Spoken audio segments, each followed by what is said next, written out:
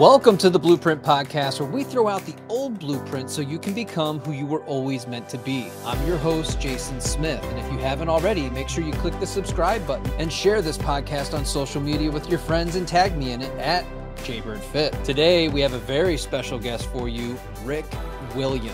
Rick is a purpose coach, somatic therapist, and meditation teacher. Rick supports many high-performing business owners, artists, investors, coaches, and change makers. After Rick exited his startup at age 25 that served over 200,000 members, he traveled the globe meeting and supporting some of the world's most influential thought leaders and spiritual teachers who are featured on his hit YouTube series, Stories That Matter. Rick, welcome to the podcast. Give us a little bit about your backstory, who you are, and who you help. Beautiful. Thank you, brother. And man, thank you for sharing your story. I was moved listening to it. You know, I can really feel your depth of care as a human being for the work you're doing. And it's super beautiful to be here, and I'm looking forward to getting to dive in with you today. So a little bit about myself. Yeah, like, you know, similar to most of us who are probably listening to this, or yourself, or anyone who's walking the path, I was, living a life that really didn't make sense to me. Like I was living the life that I had grown up into, and the whole time I'm just walking around and I'm just like, trying to do these things that I thought would bring me happiness and contentment and fulfillment. And like step after step after step of trying different things, none of them worked. And, I'm like 25 and have built a successful business and have a team and have a penthouse and have a BMW. And as cliche as it sounds, I was not happy. It's like it's cliche to say that, but if we actually look at Western culture and civilization, our world, that's what we are predominantly aiming at in terms of what is going to fill the void. And I realized that that was not going to fill my void, and I like mentally wasn't in that great of a place. I'd been meditating for about 3 or 4 years at that point, maybe a little longer. And I was starting to get some insights, but it was still just like, I was really just like pushing up against it and wasn't in a great place. People would cut me off in traffic, and I would, there's a time where I drove all the way back to the dude's house to shout at him. I was that angry and disturbed inside that I followed this dude back 20 minutes out of my way to just get out of my car and just fucking shout at him. Like, that's how, like, I'm whoever that guy is, I'm sorry, brother. How long after that did it take you to find that self-awareness to recognize kind of what was happening in that moment, what you were going through? That's a great question. It was like a stumbling effect. It was like all of these things were happening. And I think there was a moment where I was actually in a nightclub, and I was stood around, and there was like a table, and, there was like some of my colleagues and, friends, associates, and I'm just stood, and I just remember looking, I'm just like, this isn't it. I was like, this is not it. And I remember making a decision of like, it's time to change. And I didn't know the way then. I just made a decision that I'm going to find a different way of living that feels more true, more real, and more authentic. And I'm going to do whatever it takes, because there were probably some thoughts around that time, if I'm like thinking back, where I was like debating. I was like, I either end it or I go all in. And they were thought like they're, like you're just walking down the street. I'm just like, like this isn't it. Should I just end it? And I wasn't seriously contemplating my suicide at that point. I had earlier on in kind of late teenage years, but at this point it was more just like rumination. And I was just like, no. I was like, my soul, my heart could sense that would just cause a lot of suffering for other people and my own soul. So I made the decision to go all in on healing, transforming, figuring out how I could live fulfilling life and how I could begin to, create a life that was not how I had been taught to live. I think that's going to resonate with so many people because we get into this place where we don't believe that we can do anything else. I signed up for this. I'm doing the job. I'm putting in the effort. I went to school. I got my bachelor's degree. I went back to school. I got my master's degree. I'm doing everything that I was told to do to arrive at this place, but yet I don't feel fulfilled. I don't feel useful. I don't feel like I'm in my purpose. How can we guide somebody that might be experiencing that right now into finding or developing that purpose, that inner knowing, that inner excellence that's already inside of them? They just don't know that it necessarily exists. It's a beautiful question. And I think it actually requires a systemic, holistic approach, meaning that I don't believe that you're going to fill out a PDF or read a book and discover your purpose. It might help guide you, might give you some insight. But I actually think the compass to our purpose is right here. It's about 12 inches beneath your chin and about 3 inches back. That's where your purpose is. It's your heart. Now, what I mean by that is there is a compass that exists inside of us that guides us. And we've all heard that voice, but it's not the same voice that we normally hear when we wake up groggy on a Wednesday morning. It's a different voice. It has a different quality to it. Now, when we understand how thoughts and behaviors work, we very quickly realize that actually thoughts come from feeling. They come from the body. They come from the heart. That's where thoughts come from. They're coming from the gut. They're coming from the heart. They're coming from the body. And that's why I can take, for example, a client, and we do this in training. Like sometimes I'll intentionally put them into a state of disconnection, which they'll have been experiencing. I'm not torturing people. And then I can ask them the question, and you can think about this right now if you're listening. So, if you think of a time where you felt kind of a little shut down and disconnected, and just think of that. We're not going to don't go super deep into something, but just think of a time where you're feeling down and disconnected. And just picture that. And then you ask yourself, what do I believe about myself? And then you'll relate to it based on how you're feeling. Now, on the same tone right now, if I said, okay, like shake that out and think of a time where you felt deeply connected, deeply present, deeply safe, maybe even empowered, joyful. Remember a time where you felt that? We've all felt it at some point. Feel that, see that, bring it closer and closer. Breathe that in. Now, what do you believe about yourself? What do you believe about life? What do you believe about people? And you'll have different thoughts based on the feeling tone of where you are. So, in order to discover our purpose, for a lot of us, we have to reconnect to our bodies, to our hearts. We have to connect the heart and the mind. And for most of us, I know it was for me, my mind was running the show. And when I reconnected to my heart, which actually seems simple. I apologize, man. Oh, good. It's brother. It is. She's doing her job. She's doing what she's meant to be doing. Yeah. She give me a nice tea break. When we become disconnected from ourselves, it makes it really, really difficult to connect to other people. Well, I think before creating community, one of the things that I had to do was actually recreate a sense of safety and connection within myself. And I know one of the big topics on your show is attachment. And for me in my life, connection was also a source of danger. And I had to,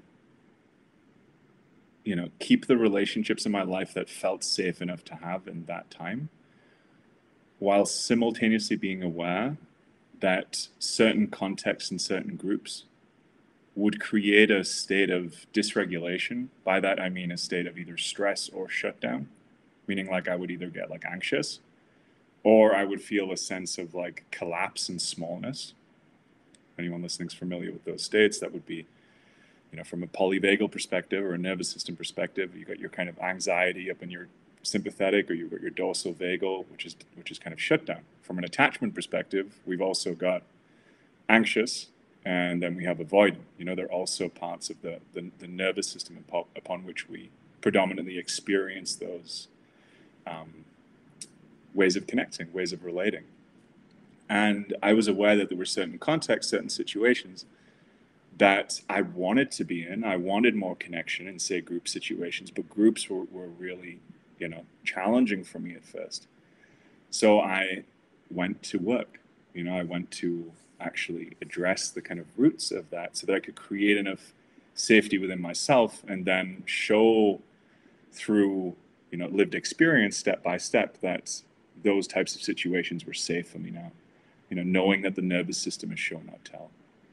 Then creating types of context, types of situations where I could expand my capacity to move into deeper states of connection. And through all of that, whether it be with my intimate partner, and I'm in the most beautiful relationship I've ever had in my life, which is incredibly meaningful to me.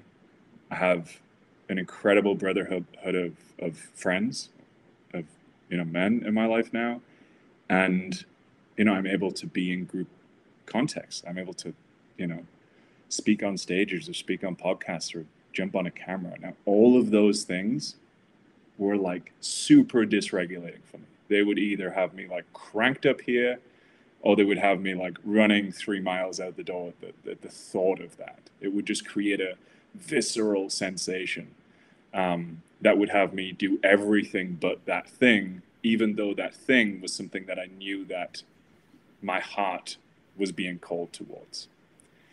And yeah, like the whole journey through that, and I'm sharing that because the work works, and it's really like, thank God that there are tools, skills, people, ways of reconnecting to ourselves, reconnecting to our hearts, that allows us to have greater senses of connection, but also linking back to what we were talking about before. In the process of that, in the process of reconnecting, then my own needs, desires, wants, things that are meaningful to me also came back online, and then that allowed me at the same time to actually go out and do that. Because I think a lot of the things that we want to do for people, whether it's like start a podcast like you have, or write a book like the books behind you there, these things require us to actually share our hearts. They require us to actually go out in the world. They require us to have connections and conversations that allow that to come forward. And that'll be different for every single person. You could be a baker and you've got to do the same thing. You got to, share your favorite, whatever your thing is that you're here to share and give to the world. That's going to require a level of vulnerability. And especially if it's like the thing that's on your heart, it's on your heart, right? We say it's on your heart. That's the vulnerable place. And if that place has been a place of disconnection, fear, abandonment, accessing that's the work right there.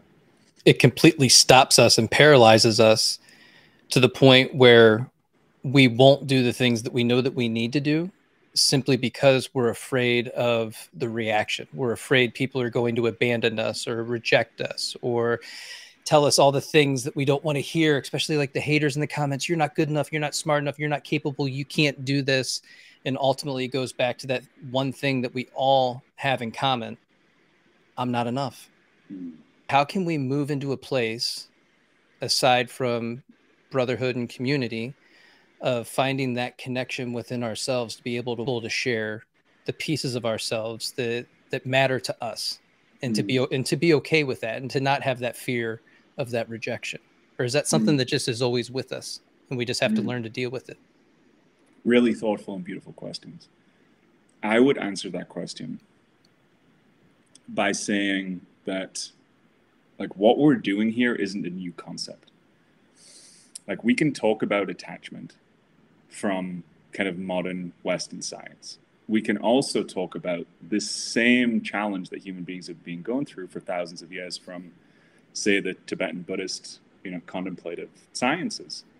Now, these practices, these ideas, whether we're talking about it from an attachment perspective, we have someone who is anxious, or we have someone who is avoidant. From a Buddhist perspective, we have someone that is grasping, or someone that is in aversion.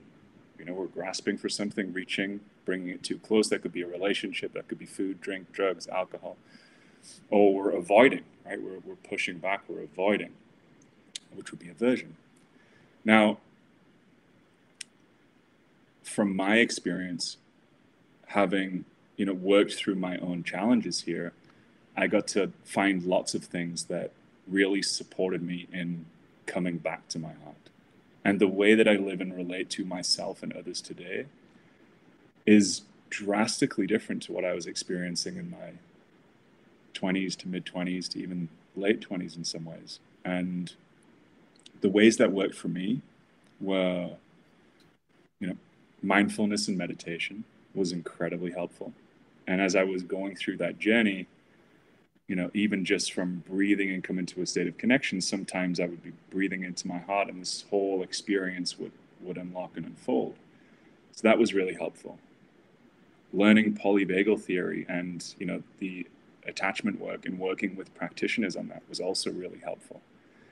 Understanding the traumas that I'd experienced from, you know, men and also women in my lives, you know, seeking out practitioners of different sexes that I could have kind of disconfirming experiences with a relatively similar figure upon which I experienced my trauma and was really helpful. Working with, you know, supportive coaches, men's groups, going on retreats, you know, working with plant medicine was also incredibly helpful. And really just being like dedicated to the path in a way that knowing that the impact that I saw that I had when I was disconnected and hadn't kind of cleaned up and grown up, seeing that impact, I instinctively knew that as I changed inwardly, as I changed what was going on here, that would also begin to flower and spread in different ways. So, you know, the more that I've actually been able to see the fact that as I change internally in terms of my relationship with self, other, and world, that actually has a positive impact, that then begins to kind of propel the momentum for me to continue often having to confront aspects of self with, you know, the emotional challenge that can come up in confronting those, then kind of gets deepened with a greater why. Because actually, I think if we look at most of and you'll have seen this like on the front line, if we look at most of the issues that we see in society, whether it be left or right, whether it be, you know, political issues, whether it be, you know, the patriarchy or the matriarchy, like all of these kind of political issues that we see, the kind of systemic issues, societal issues that we see, if we actually like take that back a few notches, you get to the fact that the enemy here is not the other. It's not your friend. It's not your brother. It's not your neighbor down the street. If we're going to create an enemy here, the enemy is trauma. It's suffering. It's the things that have happened to human beings that have them then respond in a certain way that creates a specific outcome. So we're often just looking at the outcomes of behaviors. However, those like that is just going to keep cycling over and over and over again until we see as individuals, as a community, as a culture, that the main thing that we're dealing with here is unresolved trauma, is unresolved affect, which is often transgenerational. So it's often really hard to see, meaning this has been passed down the line for thousands and thousands and thousands of years. And we are coming into this society, this planet, this world that has all of these kind of issues. But the main issue, if you take anything back, you'll find out that person was 4, 5, 6, 10, 15 years old, and they were abandoned, abused, left alone. And you're experiencing over here the effect of something that happened much earlier. And if you could see that and we could deal with that right there, all of these issues that we have kind of manifesting on the surface, they would just disappear. We would come back into the truth of who we are as human beings. We would come back into our hearts. We come back into states of connection to be able to solve the challenges that we face as a species. But because we've got so far out, the challenge that we actually face in this moment doesn't just impact us. It impacts the whole planet. Like that's how far out we've got. And I think that's the seriousness. And that's also the motivation that I think a lot of us are feeling to actually make these changes in our lives in this moment. And it's needed.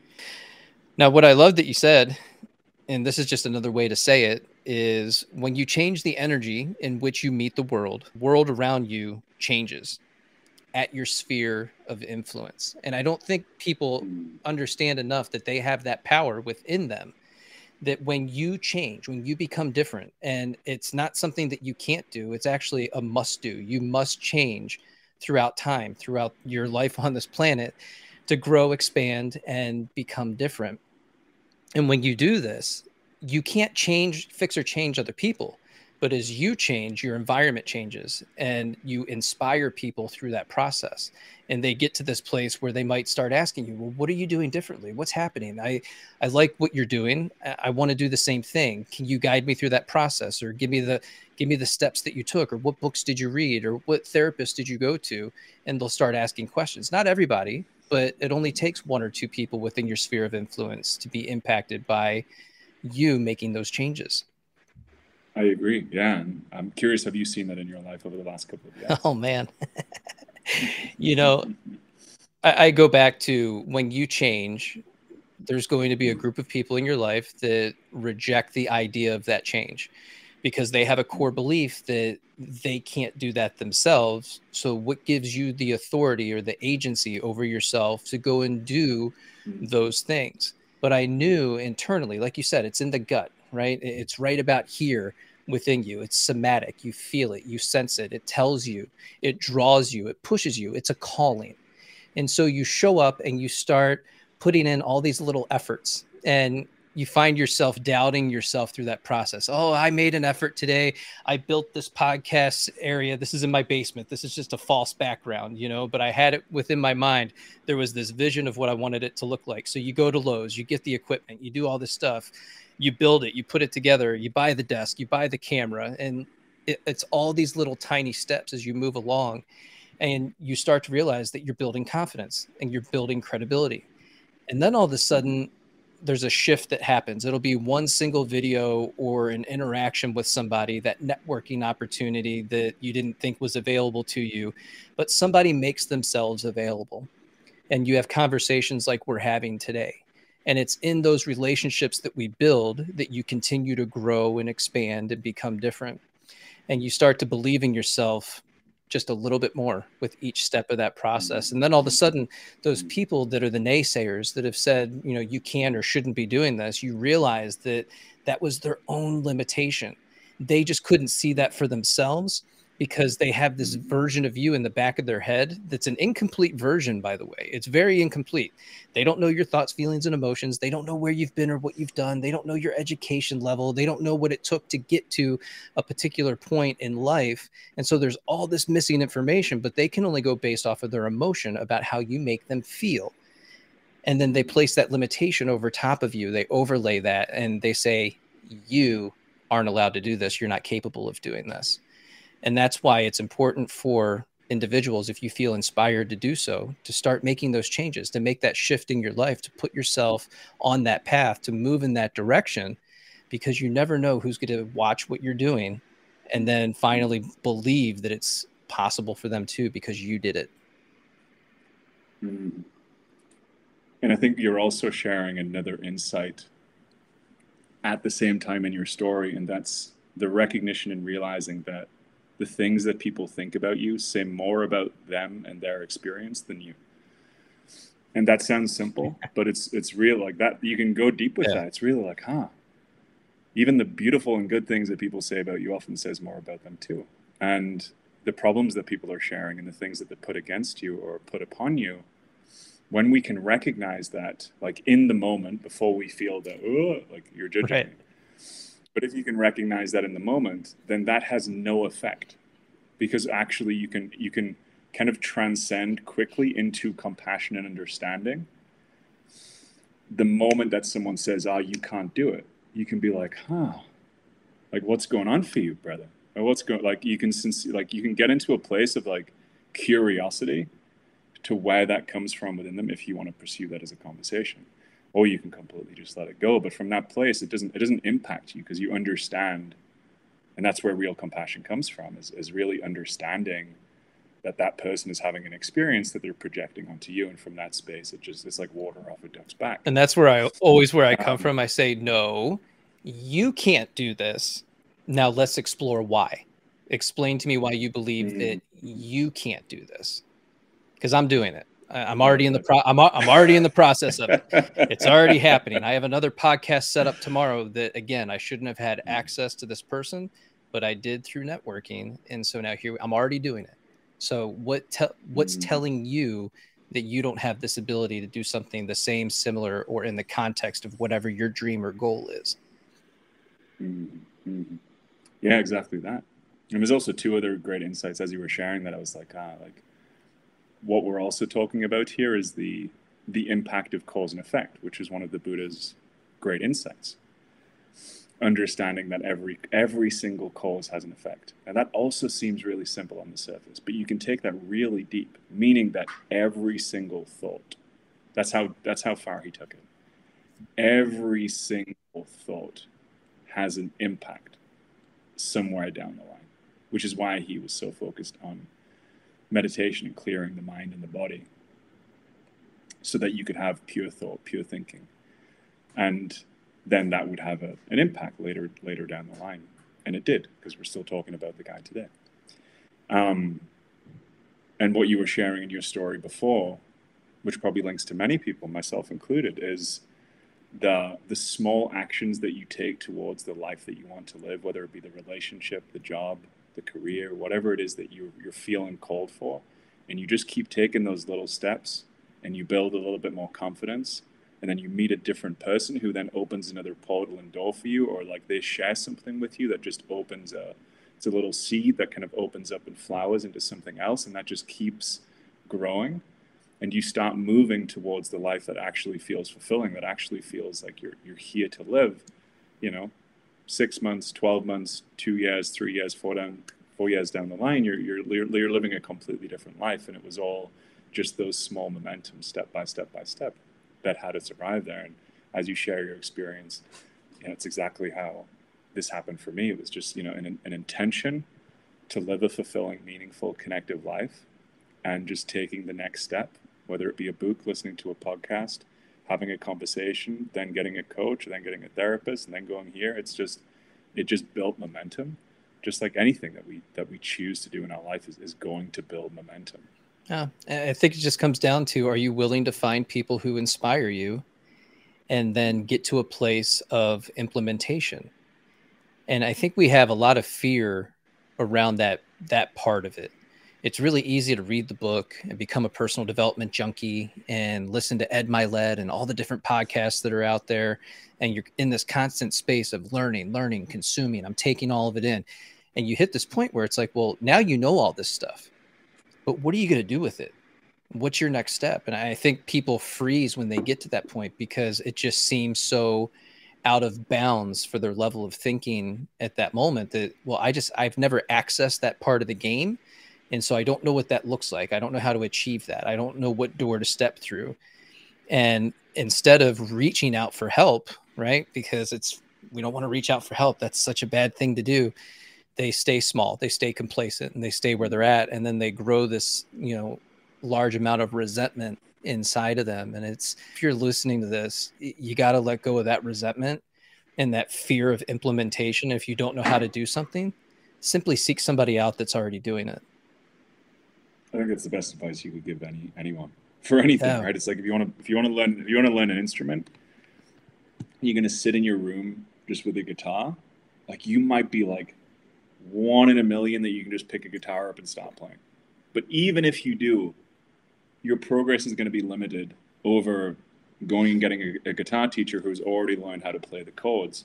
He's very quickly going to tell you where all the chords are, where all the strings are, and then you can, keep implementing and keep growing your skill set from there. And I think the same applies to anything, to inner work, to meditation, to transformation, or to a career. Whatever your thing is, whatever you want to do in this world, writing a book, creating a podcast, if someone has done it and they can guide you as you take the journey, it's always going to be your path. But one, it makes it way more fun, because you start seeing changes in, an actual 3D reality in your life, versus listening to a ton of podcasts, reading a ton of books, and you feel like you have all of this knowledge. But if you look out in your life, you're still experiencing the same thing. That's not actually knowledge, because to knowledge is to knowledge is to know something, is to understand something. It's to be under it. It's to be in it. Understanding would be a better word. And that's the difference between, you know, cognitive understanding and then kind of like somatic felt embodiment. And that's what we're all really wanting. And in order to get something into the body, into the nervous system, it requires us to take action. And, you know, I think getting people around you in your life who are going to support you in taking action is one of the like absolute keys in any field, personal development, inner work, or whatever it is that you're trying to pursue. Yeah, it's getting into those rooms that you think that you don't belong in, and then allowing yourself to actually have conversations with the people that are in that room. Start asking questions, get curious. And you realize they're just, you know, similar to you. They just took a few different steps, and, you know, you create that relatability. It's like, okay, cool. Right.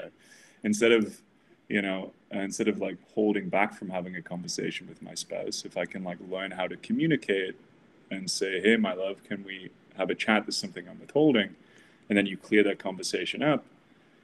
Then, you know, 2 months, 3 months down the line, instead of, you know, shouting at someone for not doing the dishes, you never arrived there because you actually learn how to communicate. So wait, like what you're telling us is if you have a disagreement with your spouse or an argument, that you can actually schedule a time, sit down, have a conversation, put the phones away, and actually work through it and ultimately integrate whatever the thoughts, feelings, and emotions that were associated with that event, transmute it, and then move on from it together. You can do that? Revolutionary. Right? We're laughing, but it was revolutionary. No, I know. And the moment that you have that, the moment that you can have that self-awareness and actually begin to change, and you just need one experience of it. Like, as soon as you've had one experience of it, it sets something off within the body, within our consciousness, that says, I have the power to change. And that in itself, like just that experience, you just need one taste of it. I think the rest of the thing will take it. It has its own life. Like, once you've experienced transformation or healing from a state of disconnection of negative thoughts or negative beliefs, and you change one, then it's like, the system knows. It's like, I have agency. And that is a very beautiful thing. Why is emotional intelligence the key to scaling your business beyond 1 million? We're switching gears here and moving into more about business and the things that you've created, the things that you've done, and what are the 5 science-backed strategies that you have for that? Well, I'll answer the first question. So if we actually look at what business is, it's relationship. Business is relationship. And, you know, whether you're wanting to have a conversation with your team, it requires being able to understand multiple perspectives. It requires being able to relate to the other, relate to your team, for example, if you're running a business, and really understand them at a deeper level. And then from that place, you know, they're going to respond and act differently in your organization. So there's a deeper level of safety, trust, and connection. Now, when that exists, and you know, you're a being, you're an individual who also has a sense of where you're going and why you're going to where you're going, and you communicate that to your team, who you have a sense of connection, safety, and trust with, now you're starting to move wherever you're going in a direction. And now we all have a why in terms of where we're going. Now, if you have a team and you don't know where you're going or why you're going, you're not going to have much power or momentum to be able to move in that direction. Now, all of that requires a level of internal emotional intelligence. There's a level of intelligence required to be able to hold that, know that, communicate that. Now, when we're talking about a product or a service, really all a business is solving a problem for another individual in a way that they want that problem solving, in a way that feels good for them to have that problem solved.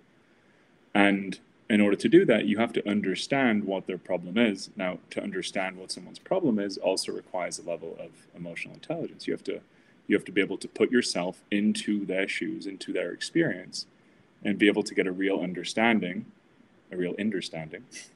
of what it is they're going through, what their pains are, what it is that they want to experience in life, and then not communicate it necessarily from the way that you would communicate it, but from a way that they can relate to it and understand it, so that they can take the steps towards whatever it is that they are wanting in their lives. And then you support that with knowing the customer journey of where they're going to go from that point, that they're probably going to go into some type of other problem, or they're going to want some other type of solution. And then you can start to support them with multiple products. Now, all of those things that we're talking about is all about understanding other, and understanding relationships, and understanding communication. And that's really what business is. It's just solving people's problems in a way that they want the problem solved, and hopefully doing it in a way that feels really good for you, so that you can kind of bring your energy and your life to it, and then that infuses what it is that you're doing. And that's really the recipe for creating, one, a successful business, but two, a business that you're going to enjoy and that other people's are going to enjoy. And I think that's really more important than the financial piece anyway. Like, if you're doing it and you love it and people love your products, you're going to have a good time. And the chances are, there's going to be ups and downs in business.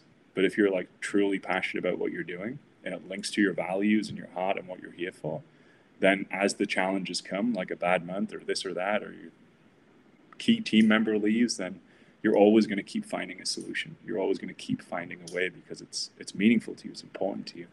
And you'll see through those hard moments so that you can actually have the longevity to actually create something that lasts. And that is the dream, to create something that's truly sustainable.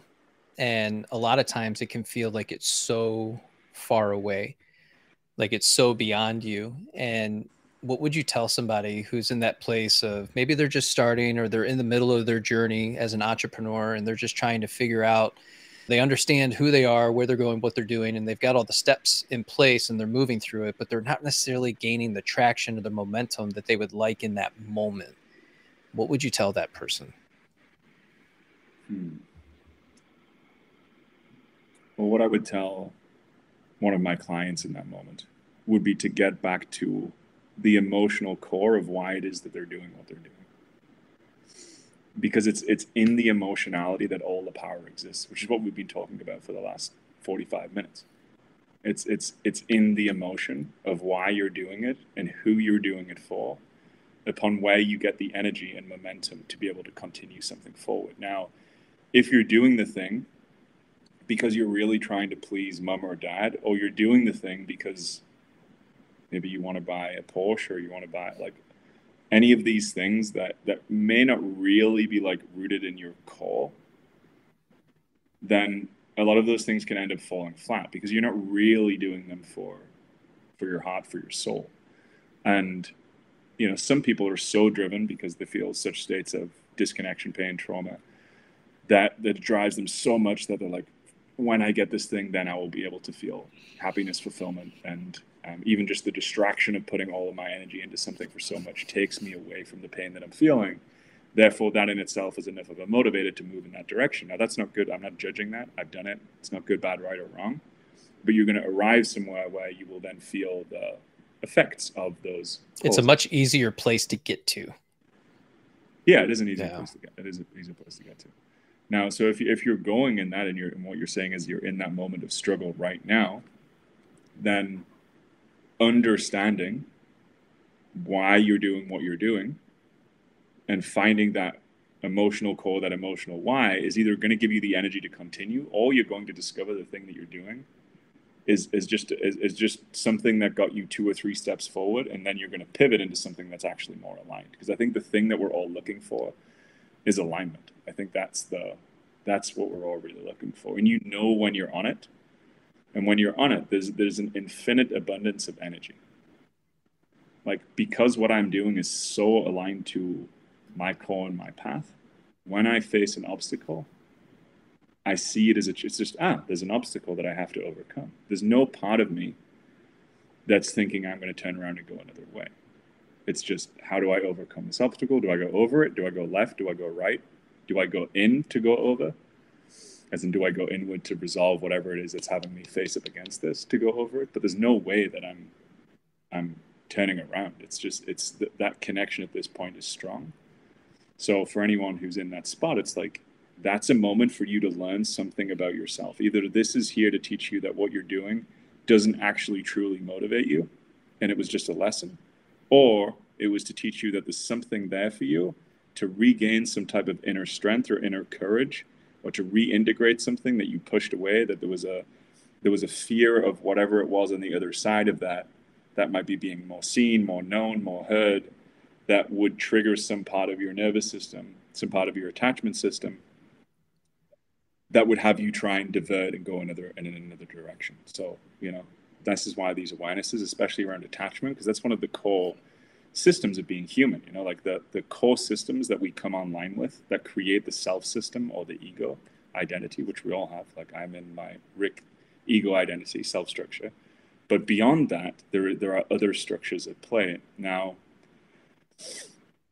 when we come into this planet, into this body, the nervous system is the first thing that comes online. If you go watch a video on YouTube of the seed of a being coming to being, you'll see the spinal cord, the brain and the spinal cord and the nervous system are the first things that come online, and then the whole body grows around that. Then the baby comes out into the world. So that was the nervous system coming online. Then the baby comes out into the world, and then the attachment system comes online. It's like, am I safe through connection? And if we actually look at what the human experience is, it's all relationship to other beings, relationship to the planet, relationship to animals, relationship to God, universe, spirit, nature, whatever your relationship to that is. It's all relationship. This whole realm, this whole reality is relational. And that's why the attachment system is so important, because it's those two systems, the attachment system and the nervous system, that create the self system, which is who we think we are. And if you change the attachment system and you change the nervous system, who you think you are changes. Absolutely. That's why I often talk about the self check-in, the power of a self check-in when we're talking about attachment. We see it a lot in relationships where one person will be anxious, the other will be avoidant. It's a runner-chaser dynamic, and dealing with two people who are emotionally dysregulated and struggling within their own thought process, physically, mentally, emotionally, and spiritually. They're going through this, and they don't quite know how to talk to one another, to have that conversation at all those different levels. The anxious attacher will often find themselves chasing after this person who isn't giving them what they think that they need in that moment, not fully realizing that their power as the anxious attacher is they can step back, they can go within, they can do the self check-in, look at what they're experiencing in this moment, and ask themselves, how do I feel right now? What am I going through? What triggered this within me? Why do I feel emotionally activated? And we hit all these key points, and then you can take a breath, and then you let it out, and you step back and you realize that you actually have all the power in the relationship to make the change within that, by not chasing, by saying, you know what, I'm going to go within, and I'm going to recognize that I can stop right here and allow the person to come to me when they've hit a point of regulation on their own end. And where we get confused, and we're often in that place of lack of self-awareness, is we think that if we don't chase, then they're not going to come back to us, that they're going to disappear, that they're going to abandon us. So if you're the avoidant and you're out there, just simply say, I need a little bit of space and I'll be back in an hour. I'll be back in 2 hours. We'll come back together tomorrow at 10 a.m. and we can sit down and have a conversation about whatever it is that we're experiencing. But that's the power that we have. We just don't realize that we do. Mm-hmm. What you just said there in the last 60 seconds is incredibly great advice. I think that's 60 seconds of what you just shared for anyone who is working with those two kind of core styles is the greatest advice ever to begin making steps forward towards a secure attachment. Because the nervous system and the attachment system will learn through experience. Like the avoidant will learn that there is spaciousness and that coming back to connection is actually good, and that they get to have the experience of that themselves. They weren't forced to do it, and they get to choose it.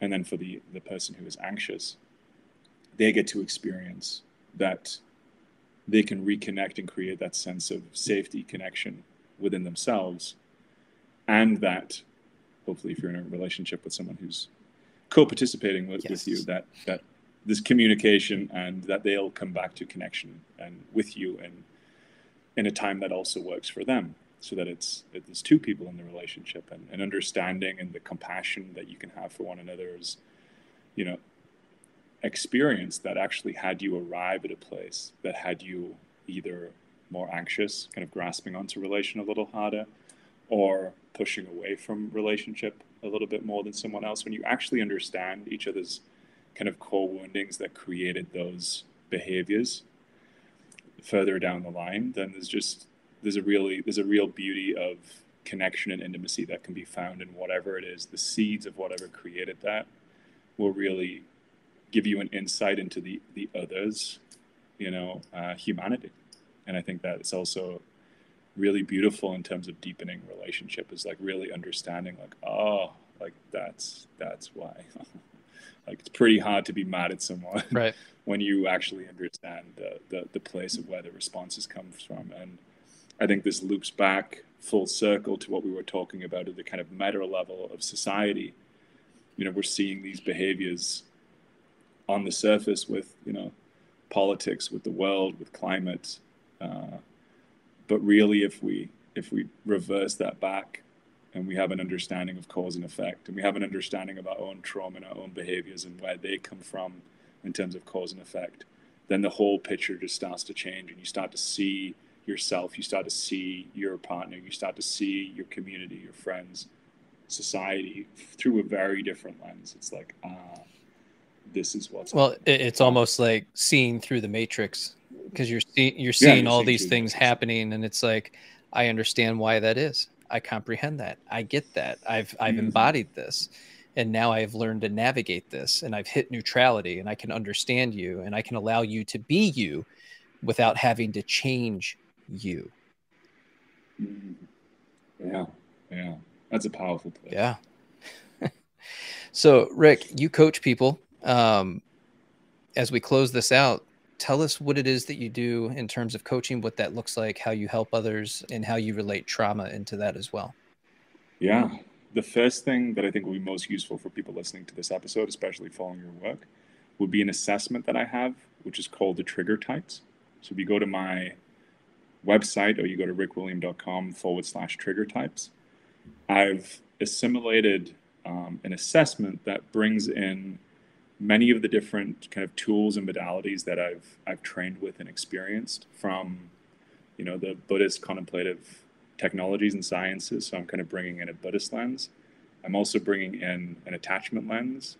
I'm also bringing in a polyvagal theory and nervous system lens into one assessment that gives you both the kind of the positives of the type of challenges that you might face in terms of what you're triggered with in your experience.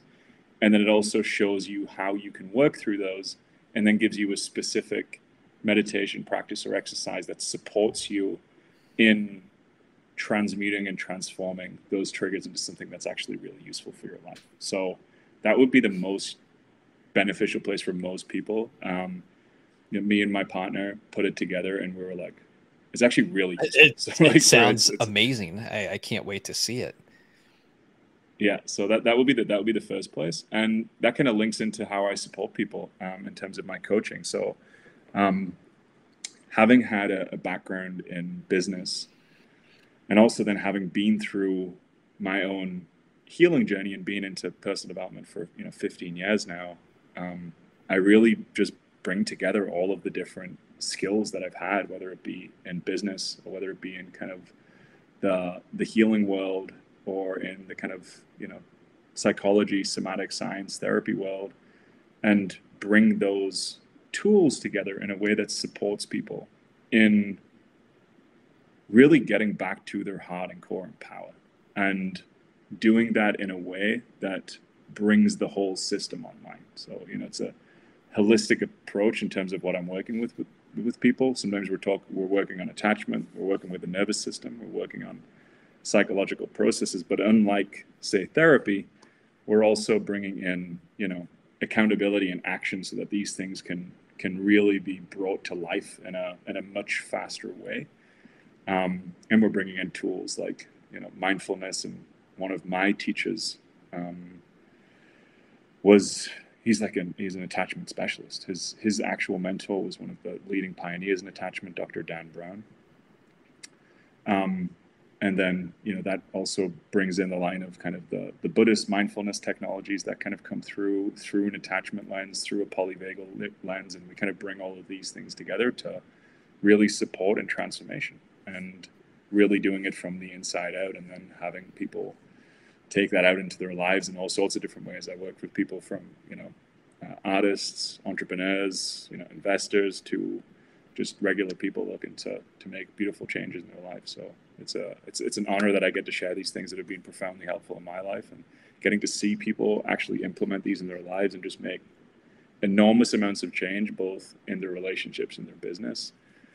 It's like one of the most beautiful things ever. You know, I wake up most days and get messages from my clients and get to see and feel the progress they're making in their life, and it's really meaningful and impactful. It's just absolutely, and it's super fulfilling and gratifying. And, you know, I'm in that same place, right? Even now I have mentors and teachers, and how I support people is really just the gift of the support I was able to get when I was ready to be in a place to accept support in my life. And it was truly transformative, and to be able to give that support to others in their lives is truly gratifying, as I'm simultaneously still being supported. You know, we're in this cycle of support, and that also is that's even more beautiful to think of, you know, that, you know, and all my mentors are the same. They have my mentors have mentors, right. My teachers have teachers. Just this cycle of, you know, giving and receiving, and realizing that the people that you're probably most inspired by actually have a whole team of support. Right. And we see that, right? We know that in other domains, less so in the relational domain because it's often newer to us. But if we look at other domains like business or sport, you know, how many coaches did Michael Jordan have? You know, how many coaches does the team at the Lakers have? They have multiple coaches, support, you know, physicians, psychologists, right. Therapists. You know, they have a whole squad that supports them to be able to play at that level. And, you know, the beauty of this time is that we can actually have support in our lives at different levels that allow us to really be our best. Yeah, it's a mantra for life. We are always in a state of becoming. Yeah. Right? Yeah. And what it a is. gift. Well, Rick, I can't thank you enough for being here with us today and sharing all your knowledge and experience. I highly encourage everybody to go check out Rick's website, and to make sure that if you're interested in coaching with him, that you fill out the application and move yourself through that process. Thank you so much, brother. And thank you for everyone listening. You know, if you're listening to this point now, you are an avid walker of the path. And I just commend all the work that you're doing out there too, because like we've spoken about multiple times on this episode, it has an impact, whether that be on the clerk, the shop teller, the guy at the gas station. Just like how your nervous system, how you're showing up, has a profound impact. So thank you for listening. And it's been a pleasure being here. Appreciate you.